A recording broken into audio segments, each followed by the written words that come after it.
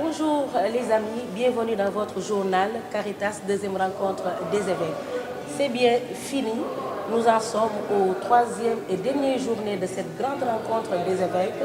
Ils ont été 168 participants composés de cardinaux, d'archevêques, d'évêques et surtout des secrétaires généraux de la Caritas. Ensemble donc pendant 3 jours, ils ont réfléchi sur le service de la charité. Comment mieux organiser ce service?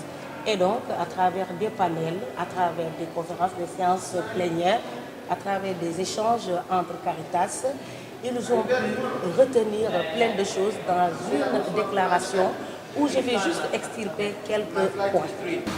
Développer une véritable synergie d'action au niveau du continent, des sous-régions, zones, des conférences épiscopales, des diocèses, en vue d'une communion ecclésiale productive au service de la promotion humaine intégrale. À renforcer la solidarité fraternelle avec les églises sœurs, la collaboration écuménique et interreligieuse et la coopération avec les organisations de la société civile pour l'édification de la paix et le développement dans nos régions, dans le respect de notre identité catholique et en évitant de nous laisser guider par les idéologies contemporaines.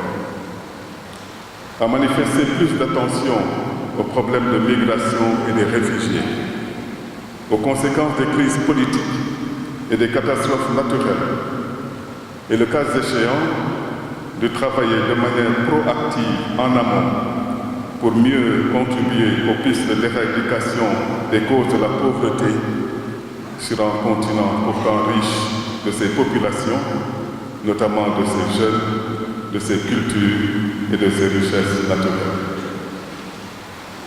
À nous impliquer dans la préparation et la participation au prochain synode sur les jeunes, qui sont la richesse de l'Église et de la nation, et de tout faire pour qu'ils se sentent chez eux dans l'Église.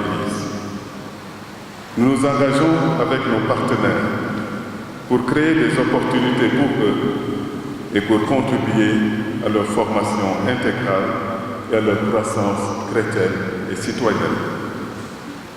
À renforcer la participation des femmes et à rendre visible leur contribution au développement de nos familles et de nos communautés.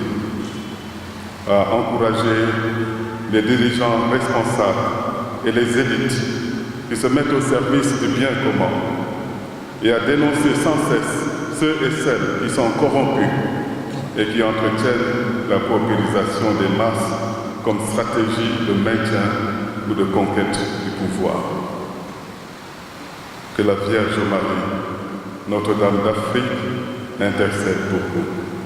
Fait à Dakar le 20 septembre 2017. Vous venez de suivre quelques images de cette troisième et dernière journée de cette grande rencontre des évêques ici à Dakar. Abbé Roger, 3 journées rythmées par des séances plénières, par des travaux. Qu'est-ce qu'on peut retenir, ou bien un petit résumé pour nos amis?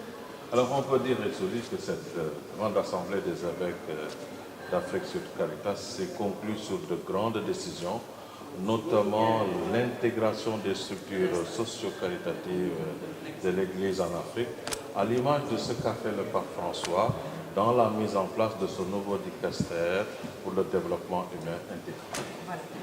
Merci beaucoup, merci à vous tous. Nous espérons que vous avez été contents de ce qui s'est passé ici même à l'hôtel King Fahd Palace avec nos participants. Merci à vous tous, nous vous donnons rendez-vous très prochainement.